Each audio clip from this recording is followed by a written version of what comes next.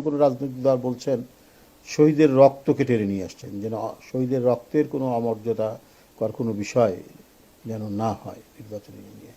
তাহলে আমি যেটি বলবো যে ডিসেম্বরের যে নির্বাচন হলে কি হতে পারে, এপ্রিলের নির্বাচন হলে কি হতে পারে, এই 4 মাসের মধ্যে শহীদের রক্তের মানে কোন বিষয়টি শহীদের রক্তের সাথে মর্যাদাপূর্ণ হবে আর শহীদের রক্তের সাথে মর্যাদাপূর্ণ হবে না, যেটি সেই রাজনৈতিক দলের নেতারা বলছেন বা প্রধান নেতা বলছেন। আমার কথা হলো যে যে কোনো একটা ইস্যুতে ধর্মকে টেনে নিয়ে আসা হয়, শহীদকে টেনে নিয়ে আসা হয়, রক্তকে টেনে নিয়ে আসা হয়। এটার উদ্দেশ্য হচ্ছে একটা পরিকল্পিত এজেন্ডার মধ্যে দিয়ে সেই রাজনৈতিক দল একেবারে দুই একটি, অধিকাংশ রাজনৈতিক দল আপনারা দেখেছেন, আপনার 12 দলীয় জোট এবং অন্যান্য ইন্ডিভিজুয়াল যে রাজনৈতিক দল, আমাদের অলি ভাইয়ের, কর্নেল অলি আহমেদ, বীর বিক্রম সাহেবের এলডিপি, প্রত্যেকেই ডিসেম্বরের নির্বাচন কথা বলেছেন। কথাটা তো কোনো অযৌক্তিক কথা না। ডিসেম্বর শীতকাল, ডিসেম্বরে নির্বাচন আন্দোলন এগুলো যথেষ্ট জমে ওঠে এবং আমাদের দেশে নির্বাচন একটা উৎসব মুখর বিষয়। তো সেই ক্ষেত্রে ডিসেম্বর মাস, মানুষ, শীতকাল, এখানে ঝড় বৃষ্টি কম থাকে। আমাদের এই গ্রীষ্মমণ্ডলীয় দেশের কারণে শীতকালটা এখানে অনেকটাই কমফোর্টেবল, যদি খুব বেশি শীত না পড়ে। তো সেই ক্ষেত্রে আমরা দেখেছি, আপনারা দেখেছেন যে পরিবারগুলোতে, আমাদের সমাজে বিয়ে শাদী সব কিছু হয় এই শীতকালে, কারণ এখানে ঝড় বৃষ্টি কম থাকে, ওয়েদারটা কমফোর্টেবল থাকে, এই কারণেই হয়। এবং অধিকাংশ নির্বাচন এই শীতকালেই হয়ে থাকে। এই একটা বিষয়। আর এপ্রিলে রোজা কেবল শেষ হবে, আবার 2 মাস 10 দিন পর কোরবানি। এই টাইমটাই হচ্ছে একটা ধর্মীয় অনুষ্ঠান উৎসবের মধ্যে দিয়ে চলে যায়। আর এপ্রিলের ফার্স্ট হাফে যদি নির্বাচনের তারিখ হয়, তাহলে তো মার্চ মাসটা তো প্রায় গোটাটাই থাকবে রমজান মাস। তাহলে রমজান মাসে মানুষ এবাদত করবে, রমজান মাসে মানুষ কি বলে যে সিয়াম সাধনা করবে, সারাদিন রোজা রাখবে। সারাদিন রোজা রেখে ওই গরমের মধ্যে কি নির্বাচনী প্রচারণা করা যায়? উৎসবের দুটো দিক, ঈদ এবং রোজা, এই যে ধর্মীয় এই সময় যে অনুষ্ঠানগুলি, এর আমেজ এক ধরনের, আর নির্বাচনী আমেজ আরেক ধরনের। তো এটা কিভাবে এটার সাথে সঙ্গতিপূর্ণ হয়, এটা আমার জানা নাই। এটা এক ধরনের মানে উদ্দেশ্য নিয়ে অথবা অন্য কিছু নিয়ে 2-1টি রাজনৈতিক দল এই কথাটি বলছেন এবং সরকারের উপর তারা প্রভাব বিস্তার করছেন বলে আমার মনে হয়, এবং সরকারকে তাদের পথে নিয়ে আসার চেষ্টা করছেন। কিন্তু এখানে যুক্তির যদি আশ্রয় নেওয়া হয়, যদি যৌক্তিক বিষয়টিকে যদি প্রাধান্য দেওয়া হয়, তাহলে ডিসেম্বরের নির্বাচনই হচ্ছে একটি উপযুক্ত সময়। আমি যে ব্যাখ্যাটি এখানে দিয়েছি, আমি গতকালকেও এই কথাটি আপনাদের বলেছি, এখনও সেই কথাটি বলছি। এবং যেটা মনে হচ্ছে যে যেহেতু বিএনপি এটা চাচ্ছে, অতএব এইটাকে করা যাবে না। হ্যাঁ, এটার বিরোধিতা করতে হবে। এক ধরনের ক্রোধ থেকে, এক ধরনের কি বলে যে ক্ষোভ থেকে এই কাজটি করা হচ্ছে। তাহলে এইটা কি শহীদদের উদ্দেশ্য ছিল? শহীদরা যে আত্মদান করেছেন, ছাত্র জনতা শ্রমিক, তাদের কি উদ্দেশ্য ছিল এইটাই যে বিএনপি যে কথাটা বলবে তার প্রত্যেকটারই বিপরীত কাজ করতে হবে? এটা করা যাবে না। এবং এই সরকারের মধ্যেও এমন কিছু ব্যক্তিবর্গ আছেন, উপদেষ্টা হিসেবে কর্মকর্তারা আছেন, যারা প্রচণ্ড রকমের বিএনপি বিরোধী। তার যে 15-16 বছরের নিরবচ্ছিন্ন আন্দোলন, আত্মত্যাগ, গুম খুন, যেখানে এমপি থেকে শুরু করে, ছাত্র নেতা থেকে শুরু করে নির্বাচিত প্রতিনিধিরা বিএনপির আত্মত্যাগ করেছেন, তাদেরকে গুম করা হয়েছে, তাদেরকে এখনো তাদের হদিশ নেই। এই যে এত বড় যে একটা কন্ট্রিবিউশন, মানে সেটা কিসের জন্য? সেটা একটা অবাধ সুষ্ঠু নির্বাচন এই দেশে হোক। এই দেশে জনগণের আন্দোলনের মাধ্যমে যে সমস্ত বিষয়গুলি অর্জিত হয়েছে, এর আগেও গণতান্ত্রিক আন্দোলনের ছাত্ররা জীবন দিয়েছে। সেলিম, দেলোয়ার, তাজুল, আপনার শাহজাহান সিরাজ, আপনার শহীদ জিহাদ, এদের জীবন কি ফালতু ছিল? এরা গণতন্ত্রের জন্য লড়াই করেছে না? 90-এর গণ অভ্যুত্থান যে তৈরি হয়েছে এটাও গণতন্ত্রের জন্য। আবার সেই গণতন্ত্রকে হত্যা করেছিল শেখ হাসিনা, ফ্যাসিবাদ কায়েম করেছে, নিপীড়ন নির্যাতনের মধ্যে দিয়ে গণতন্ত্রের যে প্রতিষ্ঠানগুলো গড়ে ওঠার কথা সবগুলোকে সে দুপায়ে একবারে দলন পীড়ন করে ধ্বংস করে দিয়েছিল।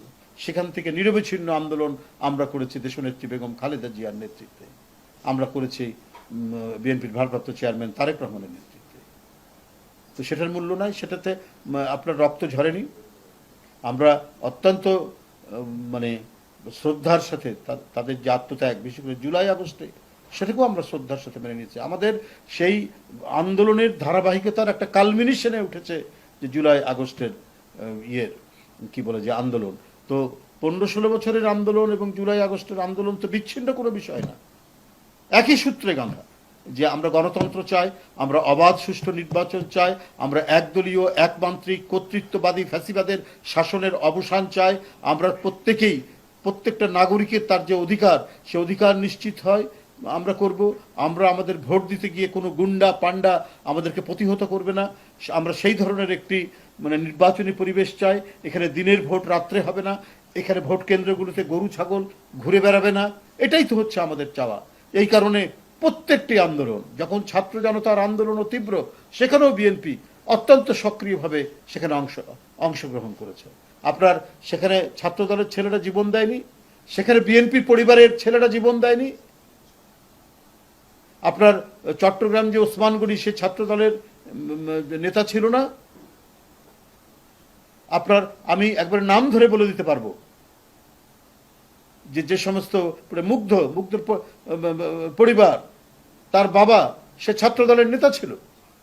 তো এরা সব বিএনপির পরিবার না?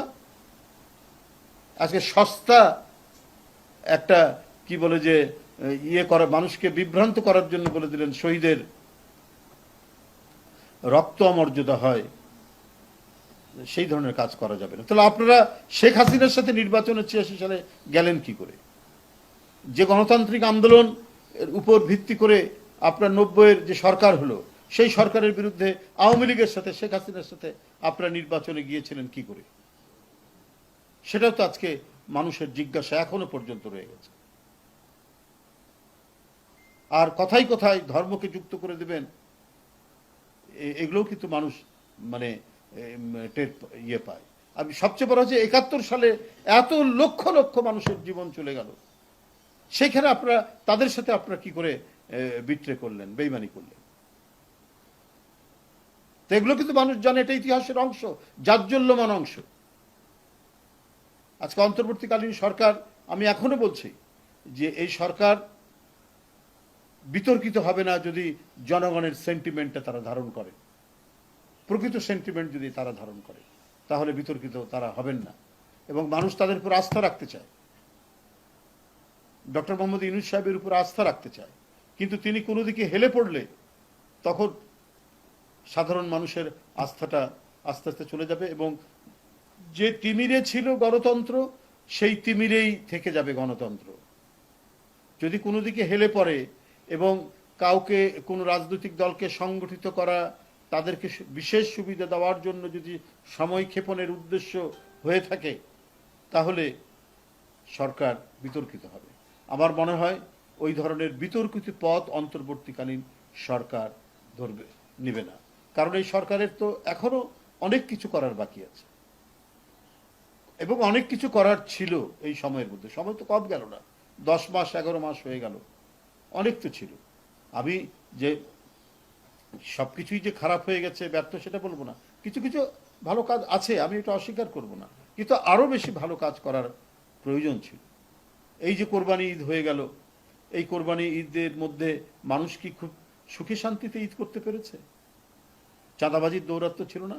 আর খুব পরিকল্পিতভাবে চাঁদাবাজিটা, সরকার তো আপনার হাতে, পুলিশ আপনাদের হাতে, আর খুব পরিকল্পিতভাবে কিছু পত্রিকার মধ্যে ইঙ্গিত করে দেখানো হয় বিএনপির দিকে। আইন শৃঙ্খলা বাহিনী আপনার হাতে, কে চাঁদাবাজ, কে আপনার জায়গা জমি দখল করছে, এদেরকে আপনার প্রশাসন ধরতে পারে না, এদের বিরুদ্ধে ব্যবস্থা নিতে পারে না। বিএনপিকে বলে দিয়েছে যে বিএনপির নামে কেউ চাঁদাবাজি করলেও তাদেরকে ধরবেন না, কিন্তু কৌশলে কায়দা করে উদরপিণ্ডি বুদর ঘরে চাপানোর চেষ্টা চালানো হচ্ছে, আমরা যেটা দেখেছি, আমরা যেটা খেয়াল করছি। তো এটা তো আপনার একটা একটা স্বচ্ছতার কথা বলে না, এটা তো জবাবদিহিতার কথা বলে না। গণতান্ত্রিক আন্দোলনে অংশগ্রহণকারী প্রত্যেকটি রাজনৈতিক দলের সমর্থনের উপরে এই সরকার, এই সরকার মানে মানুষকে স্বস্তি দিবে, তাদের কোনো কর্মকাণ্ড, তাদের কোনো ধরনের যে প্রশাসনিক পদক্ষেপে আমরা তো কিছু বলিনি। তারা কি বলে যে বাইফার্কেট করছেন, কি বলে রেভিনিউ ডিপার্টমেন্ট, অন্যান্য বিষয়, এগুলো নিয়ে তো আমরা তো কোনো কথা বলিনি। আমরা বলেছি যে এই সরকার যাতে মানে জনজীবন যাতে হতাশার মধ্যে না পড়ে, দুর্ভোগের মধ্যে না পড়ে।